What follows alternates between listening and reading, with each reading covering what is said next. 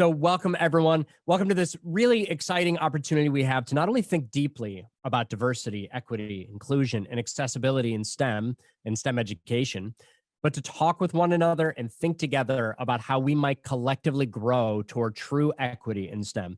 When we leave this meeting, you'll have concrete next steps in this mission-critical work of DEIA. You've been forewarned. This all-star cast of experts in this field plan to move all of us from ideas to implementation around equity. We're not going to just sit around waxing poetic about theory. We're going to talk a little bit about what we can all actually be doing to make a change. As I mentioned before, if you haven't already, introduce yourselves in the chat. And as the session progresses throughout this next hour and a half, please go ahead and put any questions that you have in the chat. Our panelists will be engaging with you in the chat if they're not speaking, and we'll also pull some of you out to ask your questions live. Leading us off will be our moderator for today's webinar, my very good friend, Natasha Smith Walker. Natasha is the Executive Director of Project Exploration, the backbone of the Chicago STEM Pathways Cooperative, Chicago's STEM ecosystem, and a relentless advocate for DEIA in her community and across the country. Natasha, thank you for leading us today. Jeremy, thanks so much. As Jeremy said, we are thrilled to have a slate of leading advocates around DEIA from across the country to really help us advance the equity of all students in STEM. It is now my great pleasure to introduce a passionate advocate for this work, Me'lani Labat Joseph. Me'lani Labat Joseph has been designing and advising youth programming and STEM initiatives for over 24 years. Before launching her consulting firm Transformative Innovations, LLC in 2020, Me'lani was the Director of Engineering at the Leonard Deflin STEM Center at Case Western Reserve University. Trained as a medical engineer at MIT and with a public policy graduate degree from the University of Chicago, she's on a lifelong mission to expand the horizons for Black and Brown youth. Her pride and joy are the thousands of youth who have creatively and who she is inspired and has sparked over the years, including her own 3 children who have chosen careers in medicine, communications, and engineering. Me'lani, we are really eager to hear from you and what you've learned through your report towards greater equity in STEM and begin applying it today. Go ahead, Me'lani. All right. Well, thank you so much, Natasha. And hello to everyone out there. I really appreciate this opportunity to speak with you today. Just want to give a little bit more context about who I am. And so I born and raised in California, in the Bay Area, and STEM for me was introduced really early. And so it was really not a barrier for me. My parents very, very early exposed me to math and science and made it really just a non-issue for me to engage with STEM. And so for me personally, I just have grown up knowing that I was a part of it, and I never got the feeling that it wasn't for me. And so that has persisted in my adult life, thankfully, but I know that's not the experience for a lot of people. I also just want to say that I place a very high value on learning about other cultures and societies, and I've been really blessed to have traveled to 21 countries and counting. I've been able to live in 3 different countries, in Tanzania, East Africa, when I was an adolescent, 11, 12 years old. I lived in Belize, Central America when I was in graduate school. And I lived in Ghana, West Africa with my family in 2024. So I've had these really immersive experiences in other places that really expanded just my thinking about the world. And so I really am passionate about, because I've had such rich opportunities myself to expand my horizons, that's something that I am super, super passionate about, is expanding horizons of young people. Well, it was my experience in Tanzania what really got me thinking that engineering could be a pathway for me. And so I did go to MIT and study mechanical engineering. While I was at MIT, I decided I did not want to be a professional engineer. And so I went to graduate school in public policy because for me personally, I was interested in being out in community and engaging with people. And so I chose a path that took me, a path that was more community facing. And it wasn't until I had my first child 24 and a half years ago that I clicked into youth development. So since then, I've been doing STEM outreach, program development and management, and predominantly African-American and Latino communities, Black and Brown communities, pretty much most of my adult career. And so I've dedicated my my personal life, my civic life, and my professional life to create opportunities for young people to expand their horizons, and most significantly in the STEM space. And so in 2020, I launched my own company called Transformative Innovations. And the idea of this company is to be a strategic thought partner with organizations and institutions who want to maximize outcomes for youth in their communities. So in my current state where I am, I'm really interested in action and outcomes, and I want to be a solution to making change, equity, and STEM. And so that led me to a partnership with the Cleveland Foundation, the Nordson Corporation Foundation, because they were interested in equity and STEM issues. So the timing was really right.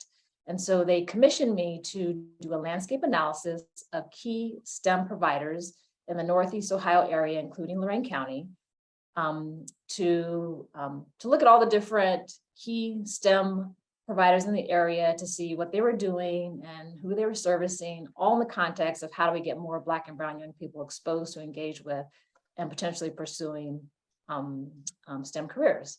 And so I talked with over 150 people representing about 94 plus organizations. So this report that I am going to talk about today is a reflection of both my lived experience. So my lived experience of having been a female studying engineering at MIT, being a parent of 3 children, Black children, 2 boys and a girl, having them go through school, and I have 2 college graduates and one, my youngest just starting college. And so I have this parental perspective, and then my whole career has been really geared towards creating these STEM outreach opportunities. So this report really is a culmination of my decades long of thinking about this issue, coupled with the many rich conversations I had with folks in the Northeast Ohio area. So with that, I'd like to go get started and just tell you a little about my report. It is very dense. There's a lot there. I'm really proud of it. And I welcome feedback and suggestions on how we can make this thing actionable. But really looking forward to getting, to getting out there in the world, because I do feel like it could be transformative in anyone on the planet, I feel like, can use something from this report and enhance what they're doing and take whatever their work is to the next level.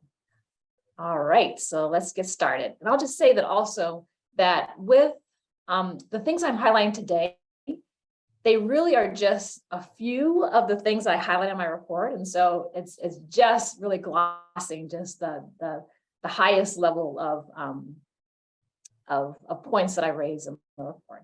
So when I was talking to people, it became really clear that there were some contextual realities that I'm calling that existed among the different providers and just the context of the landscape that we find ourselves in. And so for the Northeast Ohio area and our Lorain County area, many of the Black and brown students were being challenged with just their basic needs being met, and also transiency. And so it just was really clear that I'm not saying that all Black and brown young people fall into having their basic needs not being met, but there are many that are. And so it's just really hard for us to have, just need to be considered in our, and how we service young people, just considering their, they may be addressing, food insecurities, housing insecurities, safety. So that was one thing that was really clear through talking with various people. Also, it really became clear that there were a lot of missed opportunities to connect among pretty much all sectors. So it could be between providers, we're necessarily talking with each other, students weren't necessarily, talking, providers and students, parents and organizations. I mean, it was many different ways in which the dots could be connected better, and folks could be, and not just one entity. I just want to make that clear that it was across the board, that there's just a lot of dots not being connected, which we can do a lot better. Also became very clear is the lack of diversity among the leadership of these STEM organizations. And I'm talking about CEOs, presidents, directors of education were mostly white, and just the diversity on the staffs was pretty low. And so we can do a lot better with that as well. There also was limited concrete solutions to address Black and Brown students and their engagement. And I asked most of the people that I talked with, and there just wasn't any definitive answers in which I was hearing that people had to offer as far as by way of engaging more Black and Brown students. So I want to talk about the barriers. And again, these are barriers that there are many barriers that are outlined in the report. So I encourage you to check them out. But these were some of the key ones. So I would say probably majority, like 98% of the people I talked with said that not knowing a STEM enrichment opportunity existed was one of the key barriers. Now, the beautiful thing is that there's a lot of great activities, programs going on. And so there's many opportunities, but the Black and Brown students are not necessarily knowing about those incredible opportunities. And so that is a key barrier. Transportation, I think all of us who do this work know that transportation is an issue. I had to put up there because it's something we have to figure out. I also think that there's a mindset shift needed, and the mindset shift is with everyone. That is with students, families, industry, providers, educators, funders, everyone. A mindset shift on what we think Black and Brown young people can do, what they are capable of, our expectations for them. I think that there needs to be just an overhaul or a mind shift about just the great potential and opportunity that these young people could live into if they were shown the belief that they could do this. Another big issue was institutional and structural racism. Now we're dealing with centuries of institutional and structural racism that played out in what I'm calling, and again, these are just a few of the ways in which I identify institutional and structural racism, but no sense of urgency among the key STEM providers. Again, that played out in just not having a sense of how to really engage Black and Brown young people. STEM spaces often not being inviting, and that's something I've experienced as a parent, having spent a lot of time in STEM organizations over the course of my 20 plus years with my young kids. And so we have to do better with that and making spaces more inviting for Black and Brown families and communities to access and be in the space of STEM institutions, even in schools. So I'm going to say that as well. So institutions and educational settings. Curriculum materials not often being relatable. And so that can play out in Black and Brown students not seeing themselves represented in curriculum materials. And we know that there are many contributions of Black and Brown inventors, engineers, and scientists that we're just learning about now. And so we need to do better with, making those historical figures, even present day figures, actually, more present and relevant in the lives of Black and Brown young people. And then just a misunderstanding of Black and Brown life experiences. I mean, it kind of goes without saying, but if you're not walking the shoes of Black and Brown person, then it's hard to know exactly what they're dealing with. And so these are just some of the things I highlight in institutional and structural racism. And then I also wanted to just mention lack of financial support and resources. And so what I've seen in my work over these decades is I've offered great opportunities for young people to access STEM programming, but the parents may not necessarily get their young people to those opportunities because they may not know how beneficial the opportunity might be for their young person. And so I do feel like there needs to be, we just have to encourage and show parents and family members and extended family members just the benefits of STEM enrichment engagement can do for a young person. And then resources. So resources to go to a STEM institution, the money, the parking, the transportation, it's expensive. And so that's also a barrier that I want to lift up. So with that as well, when I was looking at all these different organizations, there were some exemplar characteristics that came out for me. And again, this is over the course of my life doing this work, but I'm not going to go over all of these, but you can read them yourself. But I think the main thing is having adult leaders who are dedicated and go above and beyond the call of duty for the young people that they are engaged in serving.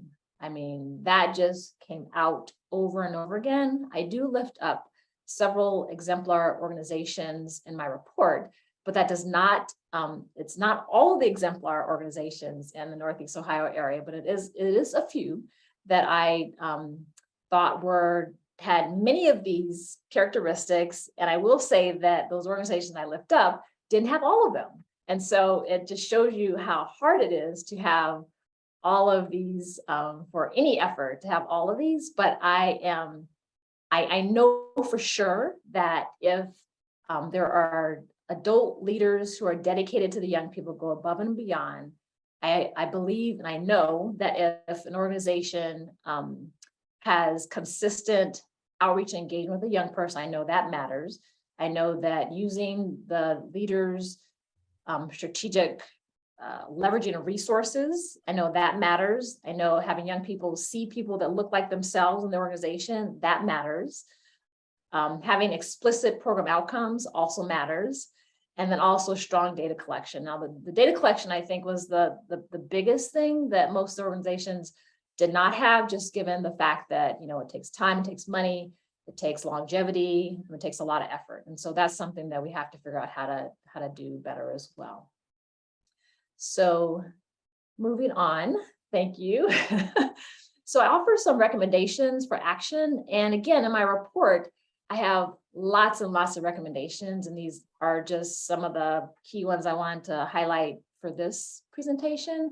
But this is the part that got me the most excited, because I really feel like with the recommendations I outlined in my report, I believe we can make true inroads to equity and STEM. And so for me, a big one is all of us, including myself. I think we need to have an innovative mindset. Something that's going to take us out of our comfort zone, high expectations, and a relentless pursuit of clearly defined, measurable outcomes. I'm at the point where I've been doing this work a long time. Many of us have been doing this work a long time, and I'm just not seeing the results that I think we need to be seeing. And so I feel like, and I believe that if we had very ambitious outcomes and goals we want to achieve, let's just do it. Just figure out how to do it. I'm suggesting that in order to have true equity in STEM, we need to think about this as a prenatal through early career engagement. And so I believe that getting and talking with the parent, the family unit before the baby is born is critical to how they're going to be just infused with this notion of STEM early and often. That is my mantra, early and often. I believe that universal access to STEM content and opportunities is a solution to equity in STEM, and I have some ideas that I throw out in my report.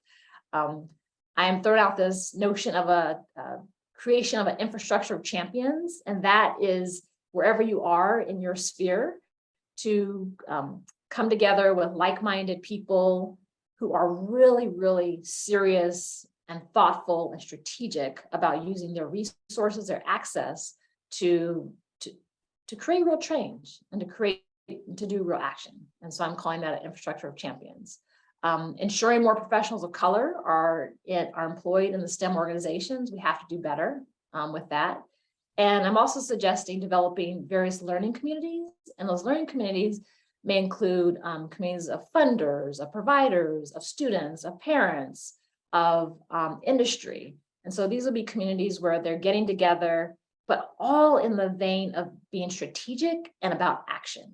And so we can see what is happening through all of this talk, like really setting clearly defined goals and then attacking them relentlessly. The last one that I'm highlighting here, which I'm really excited about as well is using public spaces as laboratories for learning. So in my household, it was very easy for my kids to access STEM, and many of your households, that may be the same thing. But for a lot of Black and Brown and under-resourced young people, they may not have the great, games and videos and manipulatives that we may have.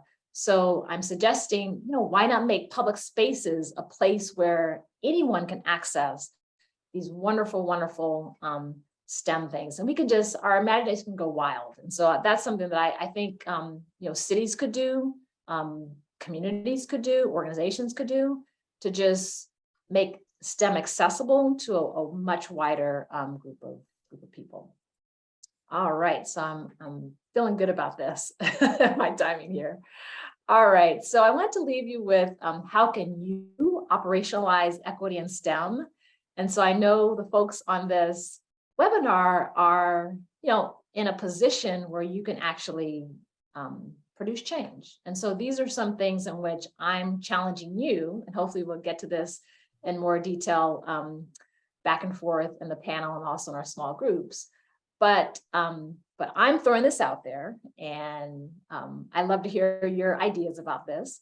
But I feel like each of us that's listening can have an innovative mindset with high expectations. Again, I just want to keep harping on that, and articulate clear goals and relentlessly achieve your goals. And so that's something that you could do today after this webinar is figure out, what is a goal that you're going to set for yourself in this space to champion equity in STEM. Being vigilant about racial justice and racial equity, having a lens in all that you do.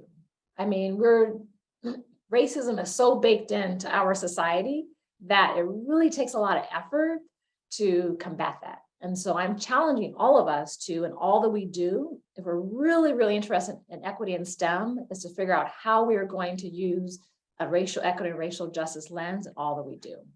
Ask yourself daily. I'm asking myself daily, does my work maximize outcomes for youth in their communities? That is what I'm all about right now. And so I challenge you, when you're doing your work, is your work maximizing outcomes for youth in their communities? Given your sphere of influence, I'm challenging you to advocate and create more true equity in STEM. All of us have agency in this. I believe, and I know that one person can make a difference and one person does matter. And so I'm challenging all of us to make that difference. And I believe we can. And then I'm suggesting, find like-minded people who build a team of change agents and innovators around you. And, you don't have to, when I say innovation, you don't have to be this, have this grand idea. It really could be a simple idea. It could be just getting together, calling one other person to figure out how you're going to make a change in your sphere. And so, I really believe that with many, many minds and hearts and effort and work, that we really, really can make a difference in equity in STEM.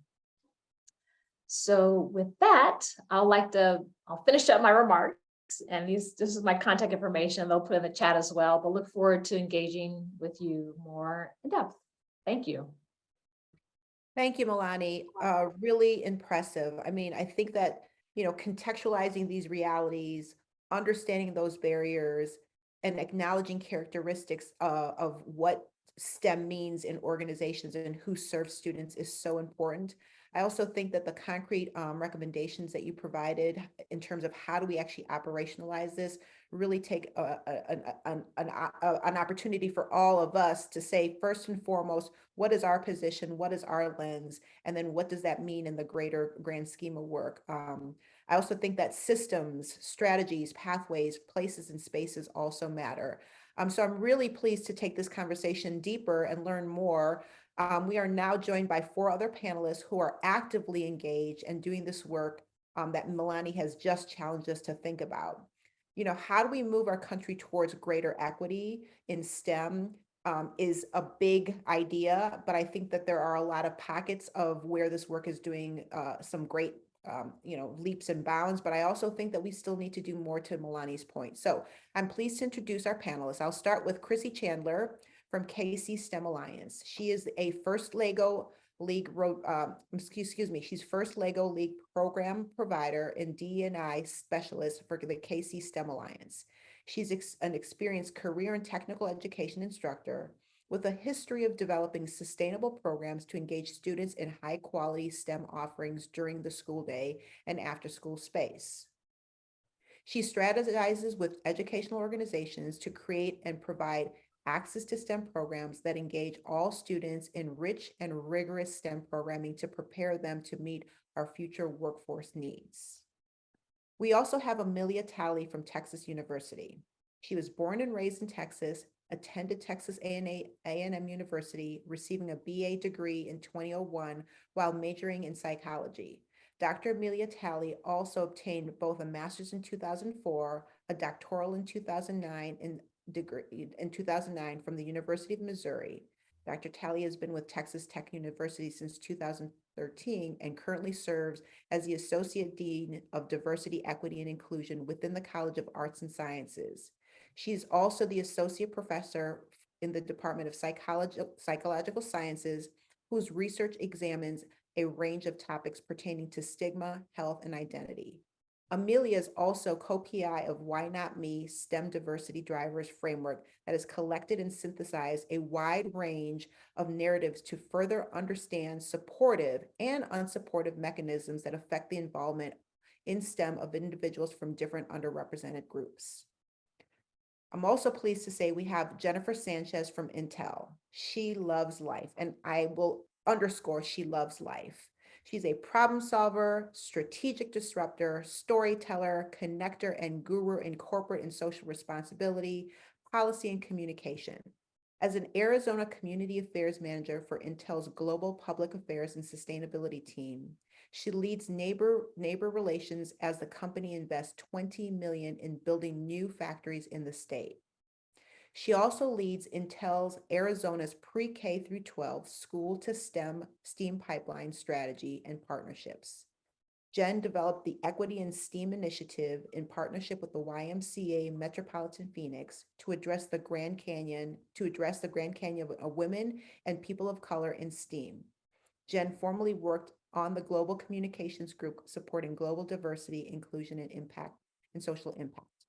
And then finally, we have Andrea Ellis from the Kansas City Action Fund. She's the Director of Strategic Collaboration and Civic Impact at Kansas City Action Fund. Andrea is on a mission to engage all Kansas citizens in helping to write new story of improved educational outcomes for public school students. Andrea spent the previous 10 years at the Kansas City Public Library creating new opportunities for youth, including starting the Kansas City Digital Media Lab, which merged STEAM-related, project-based, interest-driven learning with supportive adults to help youth level up both personally and professionally. So without a doubt, we have such a great mix of leaders in the room to lead this very real and action-oriented conversation around the true advancement of DEI in our nation. So let's get started. I'm going to kind of get us all warmed up. And my first kind of question for all of you is, why are you engaged in this work? So why don't we start with Chrissy? Why are you engaged in this work? I set myself up for being first by unmuting too quickly. So what really got me interested in this work, I think back to, and I'm going to age myself a little bit, my first IT job working at an engineering firm here locally and working with a group of 100 engineers and being the only woman and the only person of color. And so when I say Y2K project, we know how long ago that was. I moved on to another job doing web design and IT support, the only woman and the only person of color in that department. Fast forward another 5 years, and the story stays the same. I stayed in IT for 10 years before moving into the education space and starting programming for students in communities that were very diverse. But then starting these programs, these STEM and robotics programs, the students that were coming to these programs did not match the population of that community. They were in a community that would be 80% Black and Brown students, the students that were participating in these programs were mostly Caucasian. So I started to ask myself, why was this happening? And then on a small scale, Melania mentioned that sphere of influence. My sphere of influence then was small, but I started to identify those barriers and began to remove them, to allow these students to understand that you do have a place in the space here, and making room for them to feel welcome and comfortable and understand that this opportunity was for them as well. So I'm here because I wanted to expand that sphere of influence, and that brought me to doing this work at the KC STEM Alliance on a regional scale. Thank you. Jen, let's hear from you.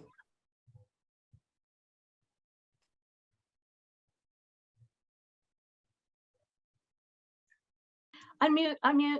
Okay.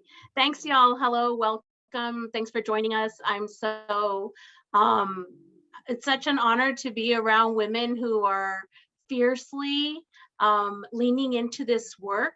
I have been working, like someone said earlier, we've been doing this a long time, from since our high school years to our college years, and now somehow we're professionals doing the same work. Equity, equality in our work. For Arizona, looking specifically at our representation, looks like the state is a third Latino.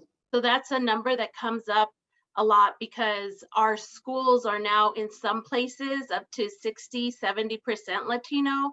And when we look at the workforce, that is not being represented. When we look, so Intel has worked on a couple of initiatives. We globally, we have our 2030 goals where we're working towards representation of women to 40% in technical roles.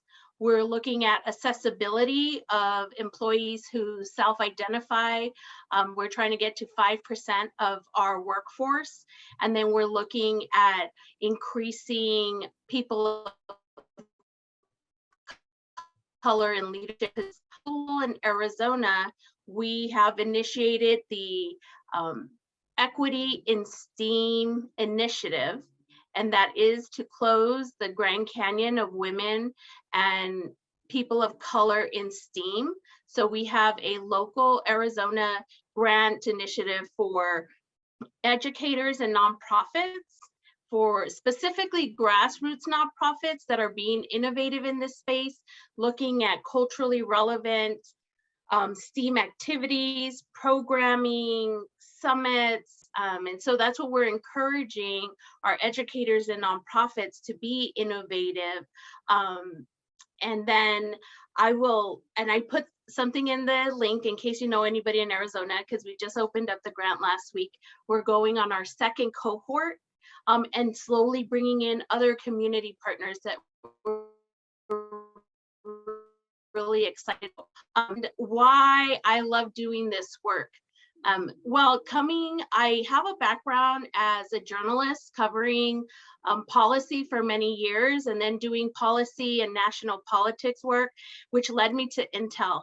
And now being at Intel and being in the STEAM environment, I now realize that my family were all engineers, specifically in the lowrider community growing up in El Paso, Texas, that they just don't have the formal education to say, a degree from ASU or T Austin to say we're engineers. But that's why I am so dedicated to opening up this STEAM pipeline to families and our students.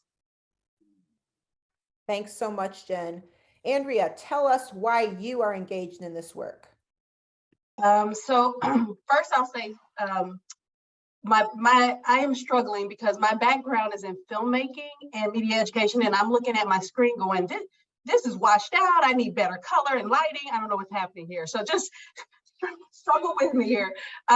But why I am involved in this really is because I don't have any choice but to be.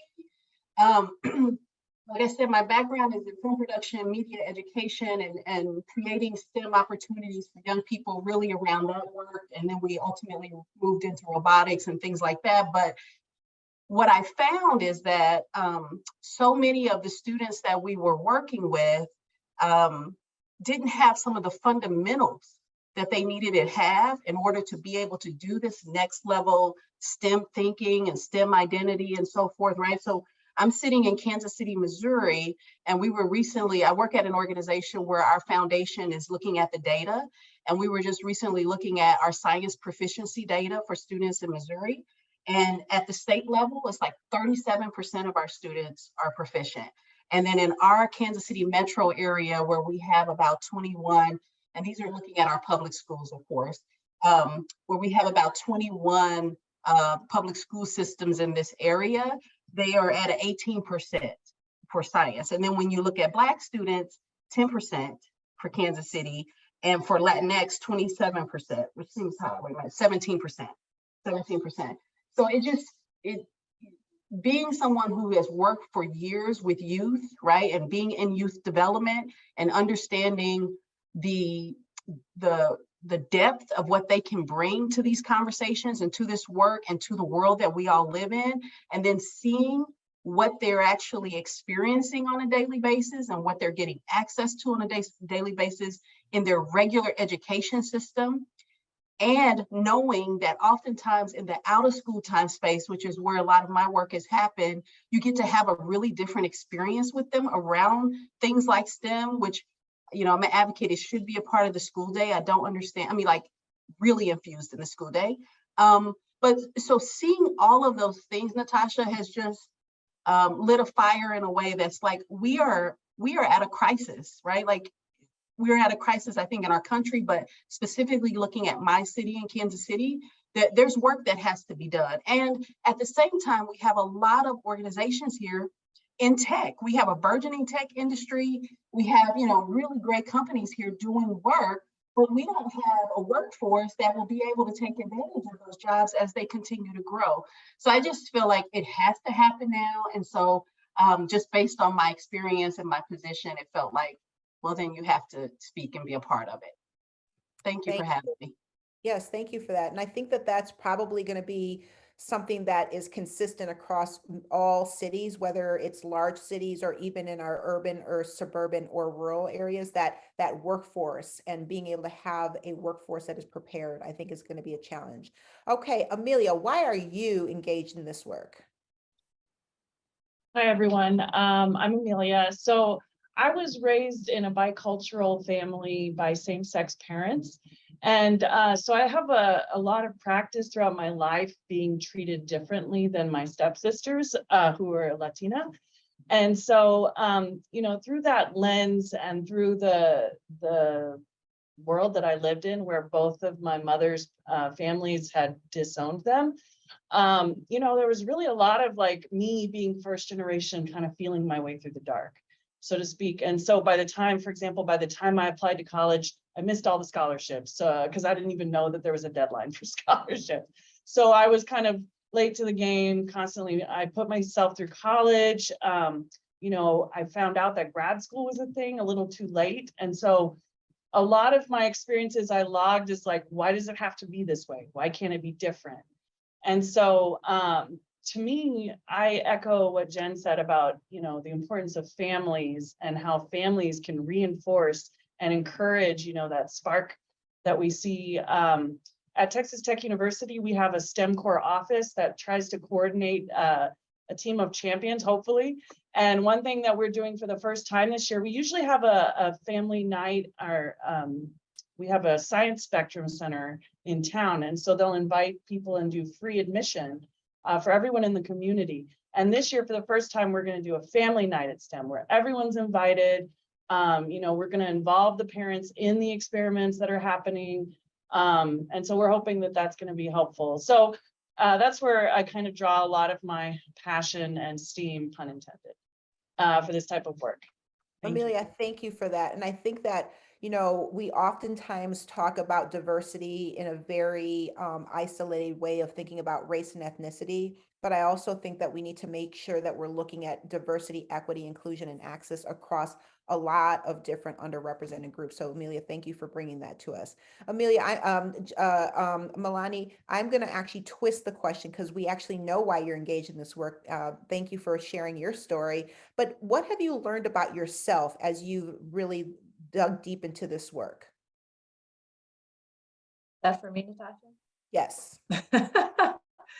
So I've learned, and I will say I learned early through examples that my mother set, that through my actions, I can produce change. And so I think the work that I do and have done both in my civic and professional world is that I know through my work and hard effort that I can produce change.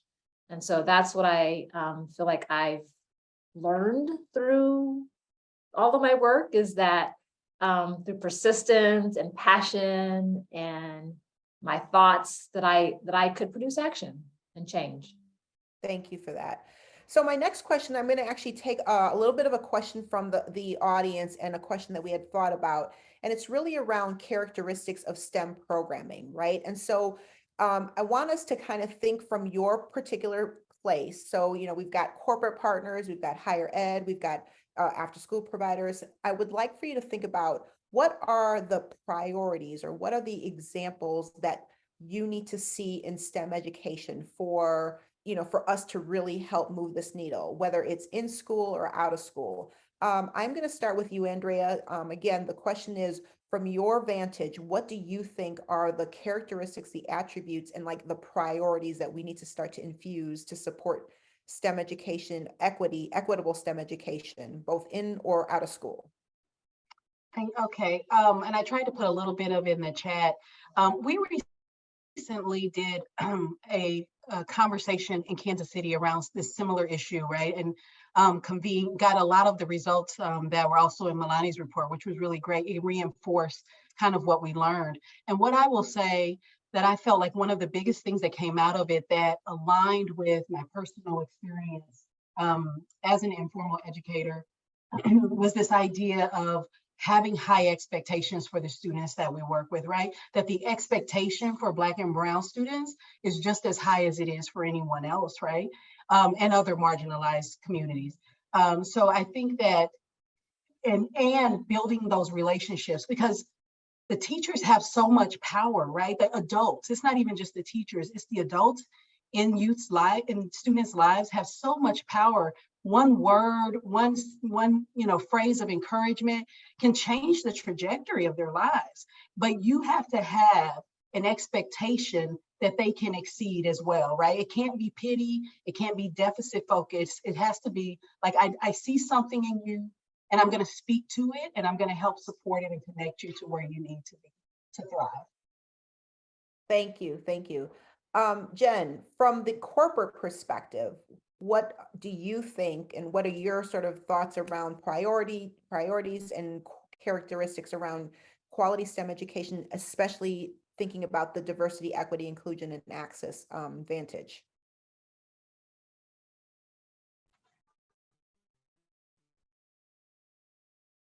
So one thing, am I on mute?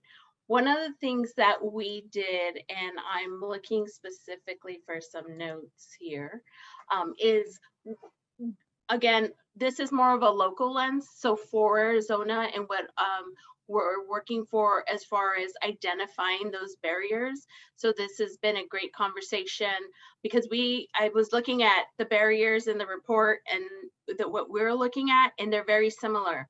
And so the idea was to go to the community, right? The educators, people who are on the ground, to do an assessment based on their experiences before, Intel came and said, here are the barriers, let's fix the problem this way. So I wanted to just summarize some of those so our first cohort, which was 20 educators and nonprofit administrators, after we did a leadership program, which was 4 to 8 sessions, and they identified the digital divide, not having computers, Wi-Fi, school funding for STEAM. equity in STEAM, a lack of accountability, policies, and professional development reflecting the importance of STEAM, culturally relevant curriculum, activities, and community outreach, generational poverty, and then a lack of access to STEAM opportunities. So very similar from Ohio to Arizona, right? And we're hoping to build on that so that this cohort, our second cohort coming in, we've now identified some of these barriers, and obviously we want to be inclusive of what other people are saying, you know, because we want to take into account, you know, we have in Arizona the border, so we have the borderlands, and then north we have the reservation. So just continuing, and we have a lot of rural communities. So we want to continue to include all of that in these barriers and how we, but now the projects we're looking for are going to be based on these barriers that we have found. I hope that answers your question, because that, again, going back to how do we include the community, and then great from the industry perspective, what we know is that we're working very hard on how we represent, how our workforce at Intel is representative of the communities that we're in. Yeah. Thank you. I like that, because I think it really kind of gave us that community and sort of what educators should be thinking about from students around high expectations. Jen, sort of that connection between community and industry. Amelia, I'd be interested in hearing what your thoughts are, especially as it relates to post-secondary and thinking like broadly about diversity. Yeah, this was a tough one for me. For the type of environment I work in, which is a public institution, Hispanic serving institution here in West Texas. So a lot of rural communities, but also a lot of indigenous groups as well. It's about continuity and needing some continuity. And when I say continuity, I mean all the things. I mean continuity with regard to volunteers and staff. I mean continuity of who's showing up for the events. I mean continuity, you know, of keeping people engaged over time, that they keep coming back year after year. And it's not just the same, you know, volcano experiment we did last year, only now this year we're doing it with blue or something. So that continuity is important. And I want to mention that because we need to pay people what they're worth. A lot of people might leave not because they're not passionate about the work, but because they're not getting their value, what they're worth in terms of what they're bringing to the table. As someone who moved around a lot when I was a kid, it was really important to have that person that was there, that was always going to be there when I showed up. The other thing I wanted to mention was the importance of this leadership and role models, because I think as a social justice warrior, I think about building an identity as a person in STEM, right? And so that what comes along with that identity, it comes along with self-efficacy, it comes along with, you know, motivation, the belief that you can overcome a failure or a speed bump when you hit that. So those are kind of the things that I struggle with, you know, in my space where I'm at, finding those great leaders and role models and keeping them here and engaged. Thank you, Amelia. And I know that in the chat, volunteers was something that was also brought up, and like, how do we find people that, yes, I agree, paying people and making sure we're doing that, but also how do we engage our volunteer community that can come out and help support those efforts. Chrissy, any other thoughts outside of what maybe anybody else has said? I would just say, in line with the idea about engaging volunteers, we know that a part of a student developing that STEM identity is seeing people that look like them in these roles. I remember when we looked at one of our first robotics competitions, there were the student, we're doing the work to diversify the students that participate. However, the volunteers, they weren't matching up. And especially at these tournaments where 30 to 40% of the students that were going to be there were going to be from diverse communities, we couldn't find the volunteers that match. So we have to be, this is where that innovation comes in. You got to be creative. And so we contacted the people that we knew and we said, hey, even if they're not going to volunteer, let's flood this space with people of color, with professionals of color, have them go around, shake hands, meet the kids. So it's just that innovation, that creativity, so that we are putting the people in front of our students that look like them so that they feel that sense of belonging. They look at that person, they say, hey, they're an engineer, I can do it too. That's a part of them creating that STEM identity. Thank you, Chrissy. I just recently read that the impact of having someone that reflects you, it increases your engagement by 152%. So I think you're spot on by that. Okay, we're going to do a lightning round because we only have about 5 minutes left of our panel discussion, but I really want to get through some of these questions. And so I'm going to kind of go to this question because remember, we actually are recording this. And so there is people here, but there are others that are not here. And I think this is a really important question. You know, how is your particular positionality a factor in thinking about diversity, equity, inclusion, and access? Because I think that one thing that we need to recognize is we have sort of our own position and our own lens, and how does that impact what we're doing and what we're trying to do with students? And Me'lani, I would like to start with you to kind of give us, in the lightning round, you got about a minute to respond, less than a minute.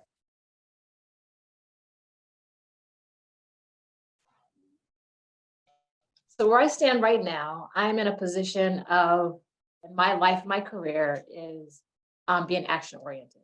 And so I'm really motivated by what I can do in my sphere of influence and access, especially given I'm working with these two foundations. Hopefully more foundations will come on board.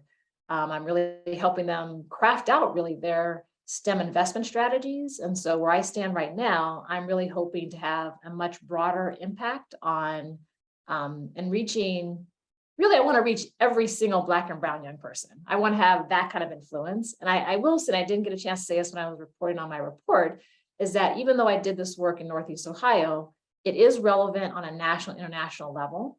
And so anyone on the planet can take something from this report and have it be relevant to their context. And so, so I just feel really empowered and really I'm grateful that I have this opportunity right now in my position to have this kind of hopeful global impact on this equity and STEM work.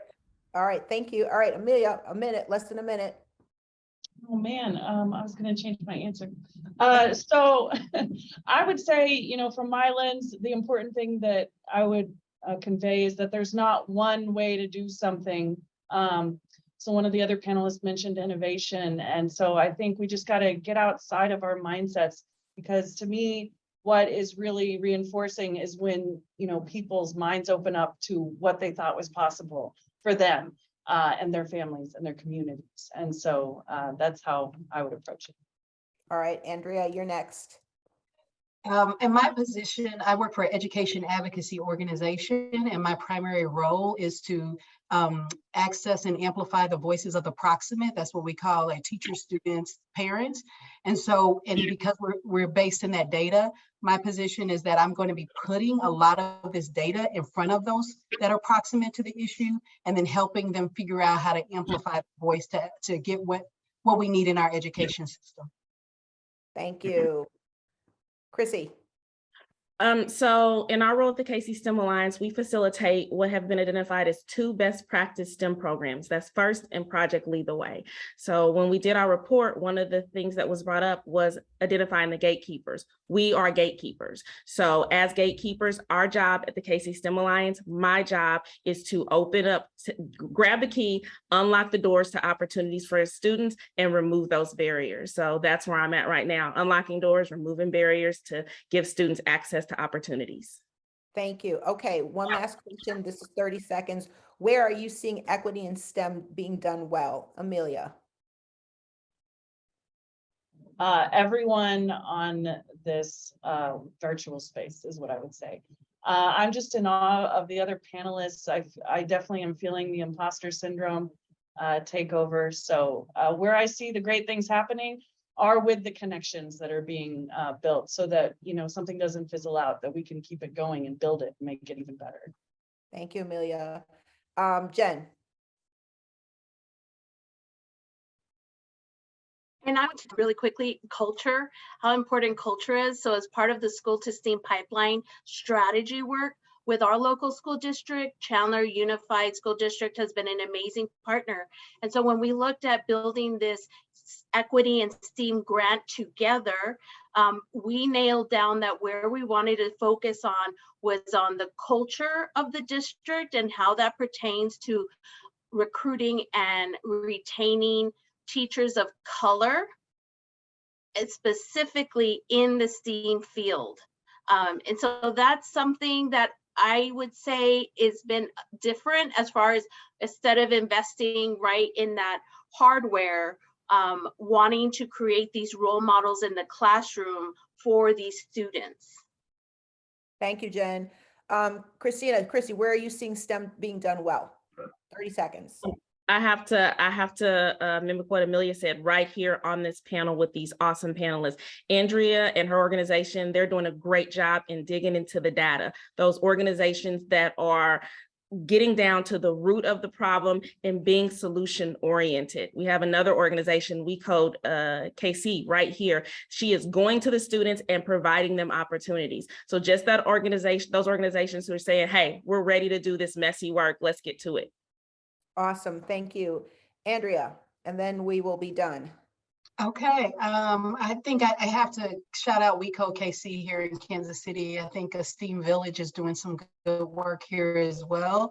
But I have to say my first answer was I don't know clearly because I feel like I haven't seen the longevity of it, right? But what I love is that we're talking about it, we're negotiating what's possible, and we're trying to make some action happen. Panel, amazing. I agree. I think that STEM is being done well here. I'm really proud to be a part of this group to have these conversations. And so now I'm going to actually turn it over to Jeremy, who will be breaking us out into some breakout groups, and we can go a little deeper in this conversation. Again, I think that one of the things that I want to reiterate is that as a part of a national STEM learning ecosystem, it is so imperative that we all as leaders start to really think cohesively about what these strategies need to look like.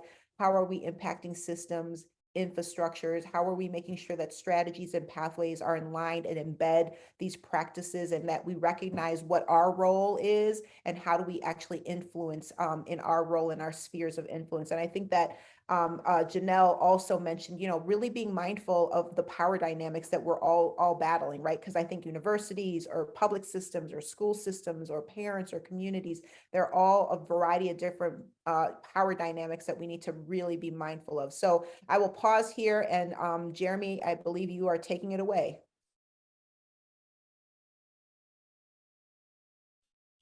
Been so long since I've not talked. I haven't unmuted. All right. So we're going to go into some breakout groups right now. We're going to have different folks leading these breakouts. You'll be randomized into them. And we've got a number of things that we'd like you to talk about. Your panelists are going to give you those questions. So you'll be randomly assigned to a room with your panelists. You'll be asking or talking about things like how your ecosystem is collaborating to close the racial gap, and what challenges are your ecosystems facing in this work. We're really, really interested to hear from you about the work that's happening across the country and around the world. And then we'll come back to debrief at the end. So Lorain, if you wouldn't mind kicking us into those breakout rooms now.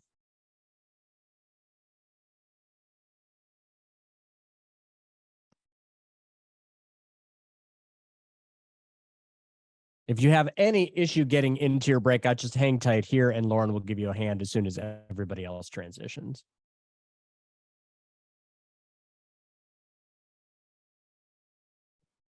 Welcome back, everyone. I hope you had some good conversations. I know the conversation in the room that I was in was incredible, and I came away with a couple of ideas, including one I think really powerful one that I hope that Jennifer will mention here in a moment. Natasha, can you talk to us about our next steps? Yeah, maybe I should unmute myself. Thank you, everybody. I hope you all had a really good breakout session. I know I really enjoyed ours. We were able to get through most of our questions, and we really left there like, well, what do we do next? And what are some things that we can think of? So you've been challenged, you've been talked to, you've given some great questions. what this is really about is, what do we do next? What have we learned? So I want everybody to just take a moment, and in your chat, or, if you want to jump in, maybe we have a couple minutes to take a couple reflection points, answer these two questions. What can I do? What can my organization or my ecosystem do? And so take a couple minutes. I don't know if if you want to raise your hand, if we can call on maybe one or two people, what can I do and what can my organization or ecosystem do? Those are the two questions that you can either put in the chat, or responses to that, or if you want to jump in and respond. I will call on people. Hey, some of us This are is Sylvia typing. with oh, I'm sorry, I was going to start typing too, but this is probably easier. So this is Sylvia Rios with Lorain County Community College, and I am just I'm a data person, so I'm super excited about the reports that's been shared through chat, and I've been kind of collecting all of the links. I'm excited to share that with my team as well, and diving into those reports as we are developing strategies for some really important projects that have just come down our pipeline, including our Intel project with Intel coming to Ohio, and also with, we have some Department of Defense larger federal grants that are in the pipeline as well, where diversity, equity, and inclusion are huge parts of the scope. So super excited about everything that was shared today, and bringing this back to our team. Thank you for sharing. I've gotten a request for Jen to answer this question.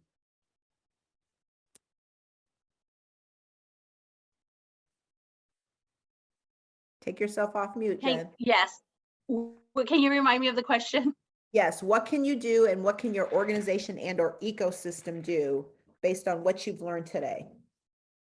And Jennifer, I'm hoping you might talk a little bit about what you're talking about the end, about, spinning folks up on these skills. Yes. Yes. So one of the ideas came up is like, how do we compensate people for their stories? And that would be as whether they're serving as role models on a panel and so forth. And so one, we already have a limited, group of people of color in industry. And how can we get story ready to get them prep, media training? So that was something Jeremy and I were trying to put a program together in like 5 minutes.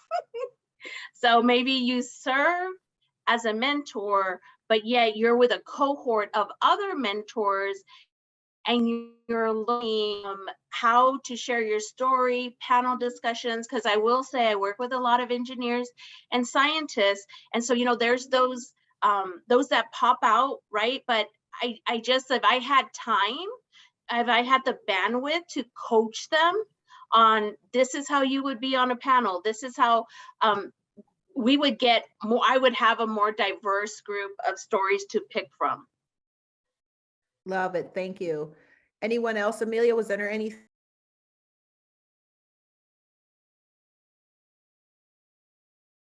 Do a better job engaging. Thank you. I'm going to ask this next question. So we've had this opportunity to listen to Me'lani, and hopefully you read the report. The report is actually really well done. We've had a great panel. So, based on what you've learned today, what do you think you will do differently tomorrow, personally, with your staff, with your partners, or with the systems that you work with? So again, what are you going to do differently? What are you going to do differently with your staff, with your partners, or with the systems that you work with?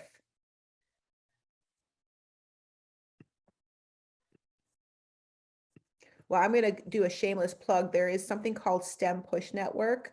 And it is really thinking about how do you actually work to enhance and improve matriculation into post-secondary. And there is a segment in there around diversity, equity, inclusion.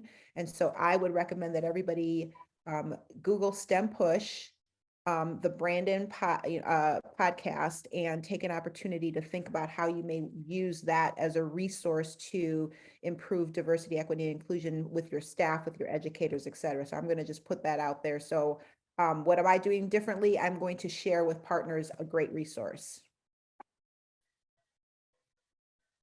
Anybody else want to share? I'm going to be taking a trip out to Kansas City. Just kidding. Because Yay. everyone was in my group was from Kansas City. Awesome. We'll host you anytime, and anybody else. The barbecue is really good, but we've got great stuff happening here. Anne, do you want to talk about your comment? Well, I was in Jennifer's power group, and that was just one of the things that we talked about is there are so few people that are in these leadership roles that we keep calling on over and over again to do this extra work. And so finding ways to compensate them with honorariums or gift cards, and just this recognition that we know you're a small and mighty group. Let's work together to try to make it bigger and get more of these people at the, able to support some of these student opportunities. Thank you. Peter, communication was something that came up in the chat earlier. Could you talk a little bit more about what you're thinking in terms of your innovation around communication? Sure. I mean, I think I'm inspired by this idea of, to make something different happen, you got to do things differently. So, and I'm thinking one of the ways that I can really tackle that right now and getting up to speed in my role is how I communicate within the organization to help sort of shift that mindset so that other conversations about increasing access, are rooted in a stronger shared foundation of understanding the value. Love it. Thank you. Any other thoughts? Thank you, Exen. She's sharing the report. I was just going to add the opportunity to leverage youth voice. When we did the report, that was one of the things that kept popping up, is that we're creating these opportunities for students, but we're not asking the students what they want and what they need. The DeBruce Foundation has done a great job in taking the lead and starting a model for this with their career corps. So if anyone wants to understand how to do this the correct way, how to really get students engaged, gain that opportunity to understand what they want and what they need, and then also compensate them for their time. We're modeling what they've done at the Casey STEM Alliance with the Youth Leadership Council. So Leanne is on here. I'm calling you out. If you want to know how to do this and do it well, if you're looking to start some sort of youth advisory board and really engage that youth voice, because we need to understand what they want and what they need to build these experiences for them, then contact the DeBruce Foundation. They'll get you started. Thank you, Chrissy. Amelia, you were going to jump on and say something?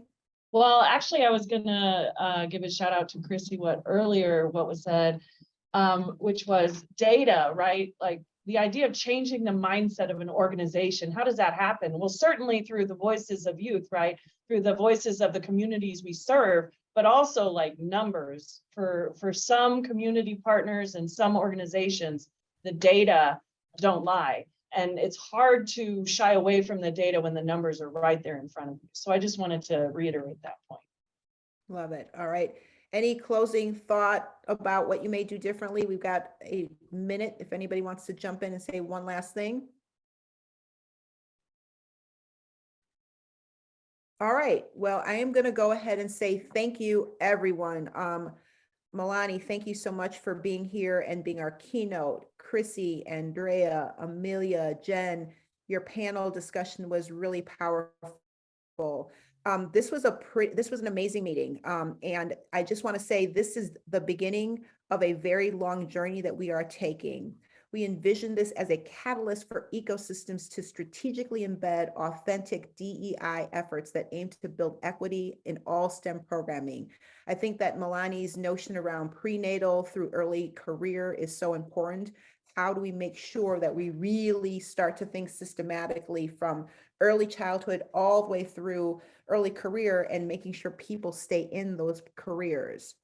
If you're interested in staying in this fight and kind of working through this, please make sure that you reach out to us in the next couple days. Our goal is to create some affinity groups. I know in our smaller group, we talked about Well, what about project-based learning? Project-based learning is a great strategy to engage young people who may not necessarily be at the level that they need to be at. And so how do you find those ways? And so if you're interested in leading an affinity group or a working group, or even just being a part of one, I see that Exxon is putting her contact information in there. Please make sure that you reach out to her and say, hey, I'm in this, I want to do this. We think that this is more about collaboration and bringing all the best minds from across our ecosystems, across our communities, across our different initiatives that are doing this work. And so we know that we can make this reality for all of our children, whatever the underrepresentation that you bring to the table. And so thank you for joining us.